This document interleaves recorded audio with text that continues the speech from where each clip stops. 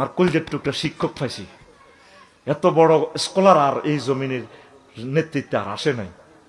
কিন্তু এই প্রচলিত গণতন্ত্রের মাধ্যমে আইলে আমার স্যার নিজের কেন্দ্র ফেল করতো, রব এর নিয়ামত উড়াইও না, তুমি এত সকাল আঙ্গরা আশ্রয় দাও।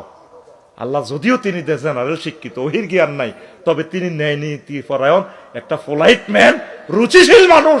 আল্লাহ তাকে হায়াত দাও।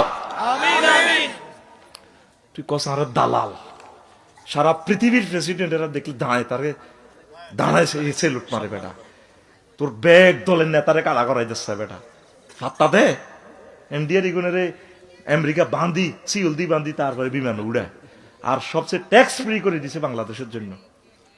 চীনের মতো মহাশক্তির পর্যন্ত 100 টাকা মার্কেটিং করবে, আমাদের আমেরিকা 100 টাকা জরিমানা দিবে।